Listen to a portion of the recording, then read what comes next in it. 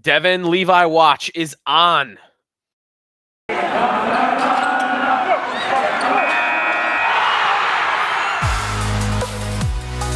Your Locked On Sabres, your daily podcast on the Buffalo Sabres. Part of the Locked On Podcast Network, your team every day.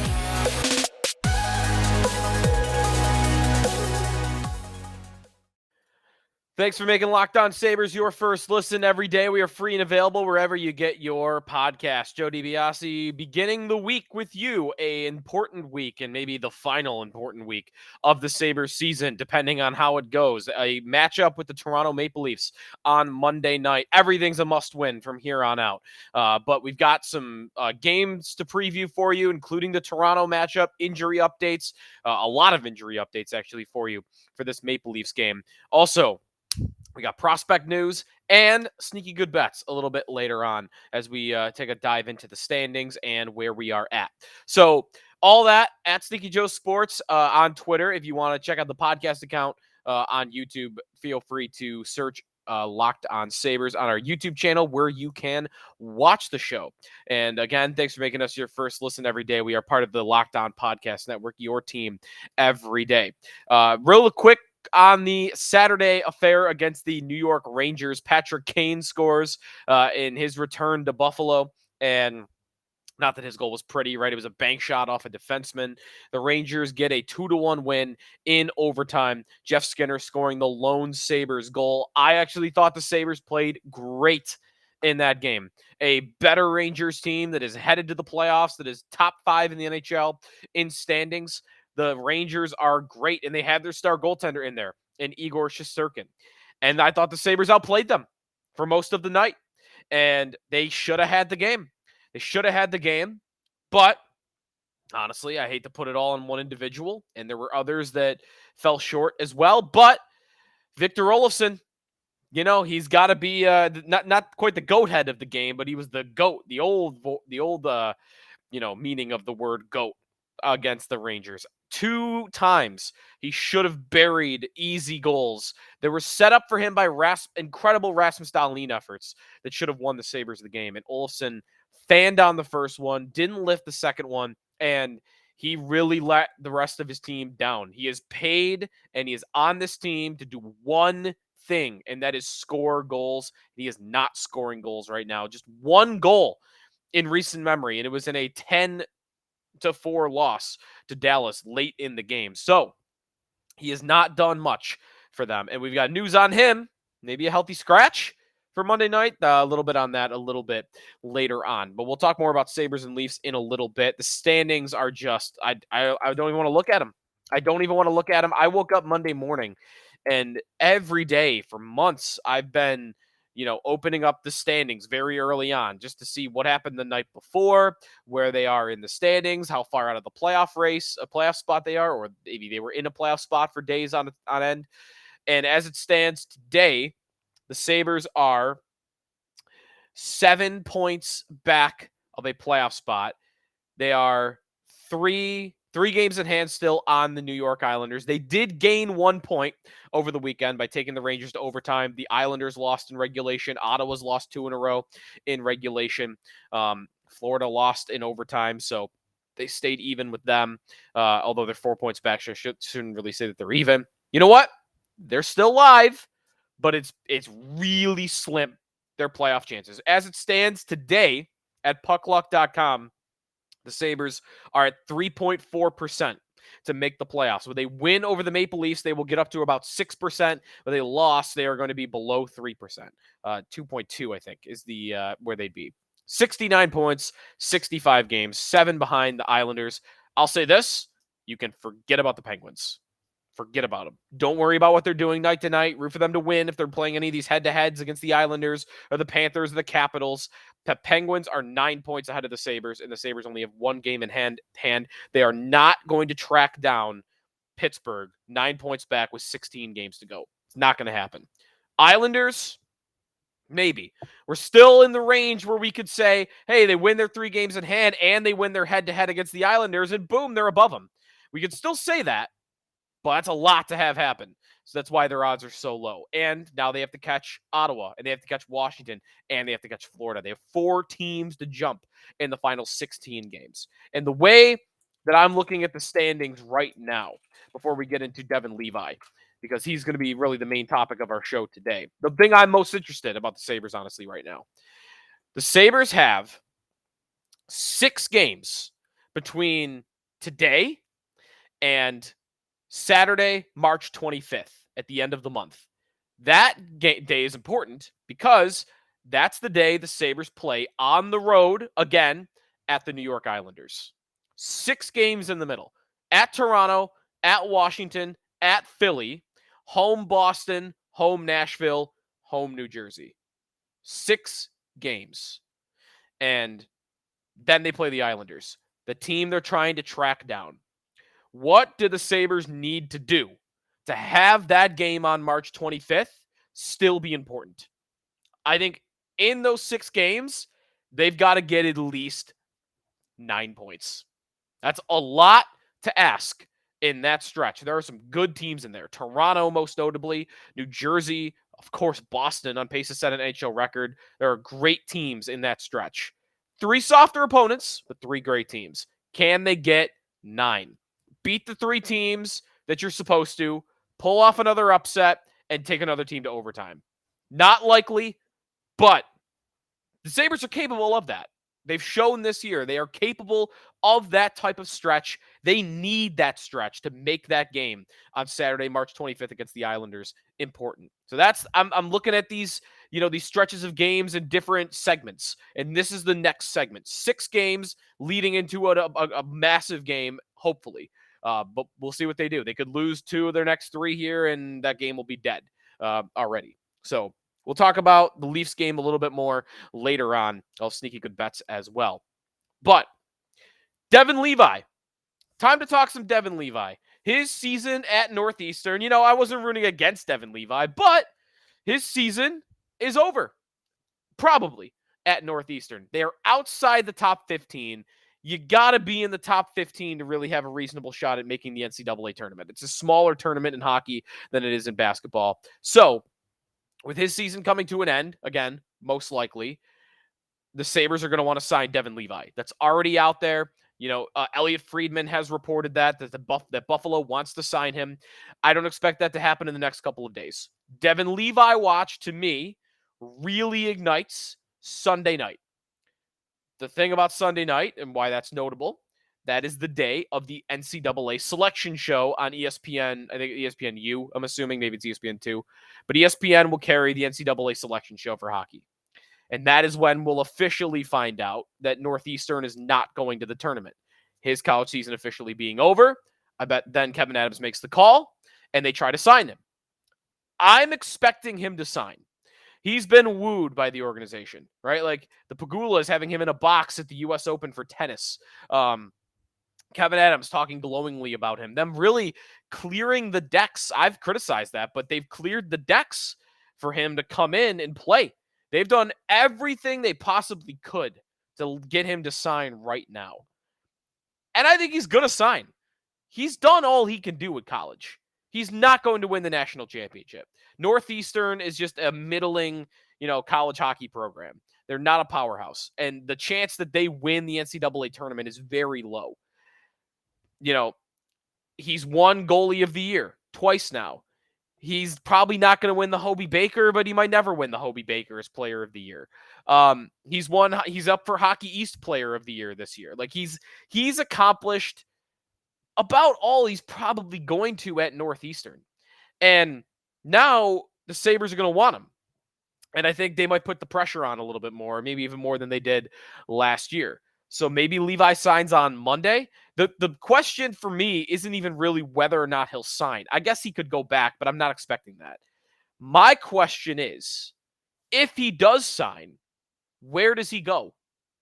The obvious answer would be Rochester. Malcolm Subban down there in Rochester. I think I misspoke, by the way, last week. I was assuming the Rochester was on their way to the playoffs, but they're in 10th place. They got points to make up if they're going to make it. So they might not. So their season at the end here might be more about development than I thought. So Rochester, of course, that makes sense. He'll split with Subban the rest of the way. They'll give him some games, amateur tryout potentially, or maybe they'll burn a year if it's entry level contract. What I wonder, especially burning the entry level contract, is there a chance Devin Levi goes right to the Sabres? And I have two thoughts on this. And I think any way the Sabre season goes, there's a chance he could go right to Buffalo. If the season starts to tank even more and they nosedive and they're out of the playoff race, well, then it's even more likely that Devin Levi will play for the Sabres this year, because the rest of the year will become about finding out about young guys, finishing the year strong. Let's explore what guys are in terms of their readiness for next season. Levi will be the top name on that list. They'll get a couple of games in for Levi and say, let's try to figure out how close he is to NHL caliber, or if he even is NHL caliber already. So finding out season is a little bit down the road. The other scenario in which he could play in Buffalo, and I don't know what they would think about this. Kevin Adams and Don Granato feel that Levi could give them the best chance to win. If they hang around in the playoff race, could they think about starting Levi in important, meaningful playoff race games? Now, that is a pressure situation. Kids stepping right in. His first NHL games are trying to help a team end a playoff drought. It's a lot. That's a lot on a guy. But it's feasible, possible. I wouldn't bet on it, but it's possible. He's their best option in net right now. Eric Comrie, injured week to week. Another complicating factor. There's an opening. I know 2 goalies is what most teams do. Rest of the way, they'll be fine. But it's not like there's be rotating suddenly between 4 guys. They've been rotating through 3. They're clearly open to it. So Levi stepping in, getting a game here or there, helping Ukko-Pekka Luukkonen, and maybe they just start now. From here on out, Levi and Luukkonen, you're competing against each other for starts. And we're not going to wait for that. We're going to do that right now. Maybe. I don't know. Maybe they'd want to get him a game in Rochester first before deciding to throw him into a game for the Sabres that has playoff implications. I just wouldn't want to rule out that the Sabres play him in meaningful games. And I think it's likely, if they're playing meaningless games, that he would appear in Buffalo this year. But I think he's going to sign, and I think there's a good chance that he is that he's gonna play in Buffalo. But we'll see. So Devin Levi watch begins Monday. One other thing on Levi, just to restate an opinion I've had on him. I'm hopeful, I'm optimistic that he could even show up right now and play well, show up next year and play well. If I'm the Sabres, I am not counting on Devin Levi until 2024. Counting on him. I'm not penciling him in to an NHL lineup until 2024. If I'm the Sabres, next year, I got to have a better answer. I got to have a more veteran goaltender. 2024 at the earliest, I should even say. 2025, 2026. That might sound like a long time. It is the norm. It is the norm for goaltenders this young. And that would not be upsetting. I tweeted this out over the weekend that Levi and Ryan Miller, arguably the greatest goalie careers in college hockey history, 2 of the greatest of all time. They are almost identical in terms of their numbers and their accolades. The accolades a little bit different for Miller because his team was better at Michigan State. But save percentage, Miller a 942, Levi a 941. Shutouts, Miller has the NCAA record, 26. Levi, high up that list, 16. I know it's a big difference, but Miller's got the record. Awards, right? I mentioned that Levi, 2-time Mike Richter Award, 3 goalies of the year. Miller won 3 goalies of the year. Miller won the Hobey Baker. That's something Levi's never done, the Hobey Baker Award. All of that. And by the way, the draft capital is similar, right? Levi was a 7th-round pick. Miller was a 5th-round pick. Everything has Miller being just a little bit above Levi as a prospect. Just a tad above Devin Levi as a prospect at this point. Actually, even further, I guess, because Miller stayed an extra year. Miller, before getting to the NHL, or before becoming a regular in the NHL, played between college and the AHL 278 games. Michigan State and the Rochester Americans, Ryan Miller played 278 games. Devin Levi today is at 65. That is asking a lot for him to be ready for the NHL next season. Honestly, even the year after. Maybe he is that special a prospect. That's why everybody is so excited about him, because there's a chance he is that special of a prospect. But history says that that's unlikely. And the Sabres need to be planning or bracing for him not being this generational goalie prospect that shows up and is dominant at a young age. Guys just don't do it in the NHL. Sans, John Gibson, Matt Murray. Like, I can count on one hand the amount of guys that have been able to do that. And again, maybe Levi is that. And I don't need him playing all 278 games. I don't need him to go the exact same development path as Ryan Miller. But there's a 200 game difference there of development. 200.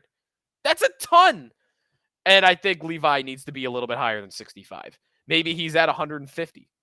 That's 2 years. That's 2 years of starting in the AHL. Linus Ullmark was goalie of the year in Sweden. Goalie of the year. The men's league. Not juniors, the men's league. And he took 5 years. Guys have had incredible development routes before. Sometimes it takes a couple of years to figure things out. And that could happen with Levi. Be ready for that, Sabres. Thatcher Demko. Saros is a big idea. But somebody. The comparison, last thing I'll say on this. The comparison I'll make is actually back to 05-06. The Sabres had a top Finnish goalie prospect they picked in the second round, Mika Nornen. Sound familiar? Right now they have a top Finnish goalie prospect they picked in the second round, Ukko-Pekka Luukkonen. Luukkonen, Nornen. Exact same draft status, nationality, and development track. The Sabres had a star goalie prospect out of college hockey that was picked late. Ryan Miller, 5th round pick, star goalie prospect at college. Devin Levi, 7th round pick, star goalie prospect in college. What did the Sabres have, though, in 05-06? And before that, what did they have? They had Marty Biron, who was not a Vezina winner, was not an elite starting goaltender. He was a starting goalie. He was a starting goalie in the NHL. And he allowed Miller to take his time. He allowed Nornen to take his time. Marty did. This Sabres team right now, they have their Ryan Miller. They have their Mika Nornen. They don't have their Marty Biron. Go get your Marty Biron in the offseason to give the kids time if they need it.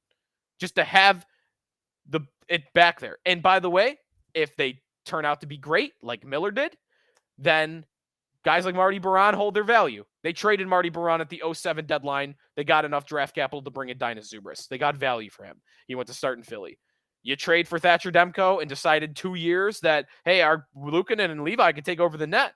Well, what are we going to do now? Well, we could just trade Thatcher Demko for basically what we traded for him. You're just pushing off your draft picks. That's all you're doing. You've got your Nornen, you've got your Levi, or you've got your Miller. Go get your Marty. When we come back, Sabres and Leafs. Alex Tuch's return. Rasmus Dahlin. We got a lot to get to injury-wise. Sneaky good bets on the way next as well here on the Locked On Sabres podcast with Joe DiBiase. And we are brought to you by Athletic Greens. How I start my morning every day. I either go for the shakes, just the powder and a cup of water. Super easy. They're delicious. They taste great. And you're getting all your vitamins and minerals. Or you could do the drops. You just one drop in your water or your coffee. You don't even notice that it's there.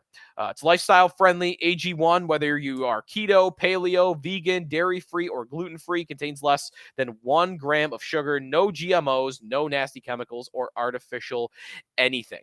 Supports better sleep quality and recovery, supports mental clarity and alertness. It's the only thing with the best things. Athletic Greens use the best of the best products based on the latest science with constant product iterations and third-party testing. You are absorbing 75 high-quality vitamins, minerals, whole food source superfoods, probiotics, and adaptogens. Right now, it's time to reclaim your health, arm your immune system with a convenient daily nutrition. It's just one scoop of water every day. That's it. No need for a million different pills or shakes or anything like that. Or I guess you are getting the one shake there. To make it easy, Athletic Greens is going to give you a free 1-year supply of immune-supporting vitamin D and 5 free travel packs with your first purchase. All you got to do is visit athleticgreens.com/NHL Network. Again, that's athleticgreens.com/NHL Network to take ownership over your health and pick up the ultimate daily nutritional insurance. Sneaky Joe DiBiase back here on the Locked On Sabres podcast. Thanks for making us your first listen every day. All right, let's fire up our favorite segment here on the show. It's time to win some money. Sabres and Leafs. Got Sabres and Leafs for you on Monday night, a 7:30 puck drop. And it's time for Sneaky Good Bets. My 3 favorite bets going into the Sabres matchup. Starting with bet number 1, I'm going to go against the Sabres, actually. Toronto on the puck line. The Maple Leafs are actually stumbling a little bit. Now, they've won 2 in a row, but they had a couple of losses before that. They haven't been playing well or as well lately as they had been earlier in the season. For their sake, at least they're playing better than Tampa, their upcoming first-round opponent. Tampa's only won 3 of their last 10. But anyways, Toronto has not been playing great, and it's caused the odds to drop a little bit to -106, about even money to win by 2 goals or more. Could get the empty netter a little bit later on. These two teams played each other only a couple of days ago, and Toronto thrashed the Sabres with a 6-3 win. And when I say a couple of days, I guess it was about 20 days ago now, but a 6-3 win by Toronto. They completely outclassed the Sabres, and that doesn't typically happen a lot between these two teams. The Sabres generally will play well against the Leafs, but not lately. Toronto just overwhelms them with speed, and the injuries the Sabres are sustaining, with Mattias Samuelsson being out, Rasmus Dahlin is dealing with an injury. I just think that the Toronto forwards are overwhelming to the Sabres defensemen. So first bet of the night, Toronto on the puck line to cover the a goal and a half. All right, second sneaky good bet.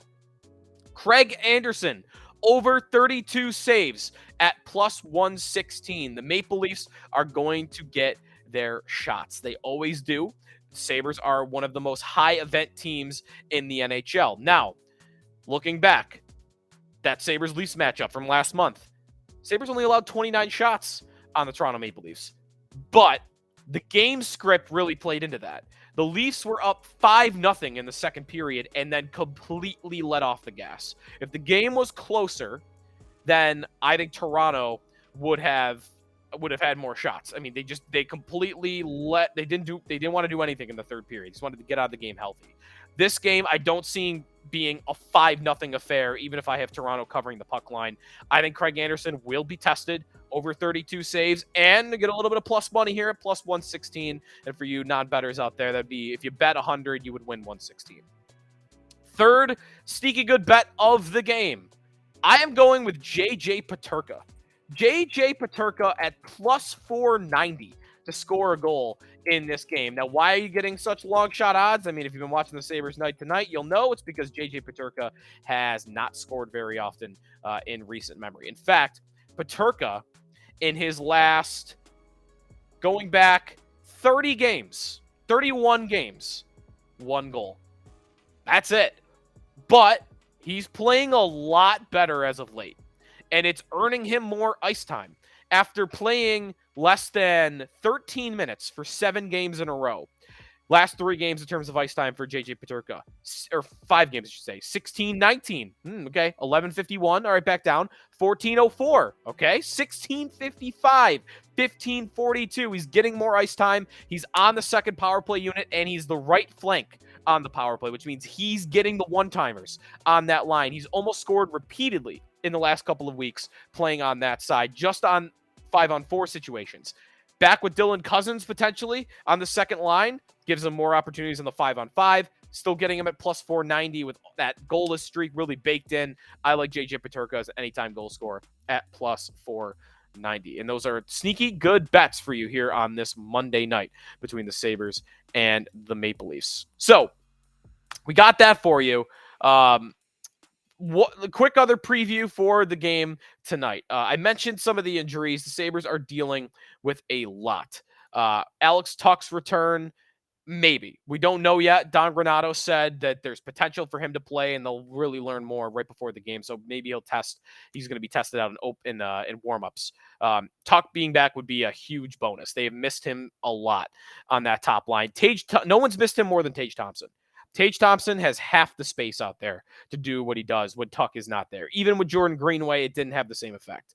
Now, Dahlin is day-to-day. He's not official for this game. I'm guessing he'll play. He was at the morning skate. He was skating, and he'll also test it in warmups, but I would expect Dahlin to toughen it out and play. No Mattias Samuelsson in this game. That is tough. I mean, they have lost a lot of games. They went on an 8-game losing streak earlier in the season when he missed. They just have a hard time defending top players. And here comes Matthews, and here comes Marner, here comes Nylander, here comes Tavares.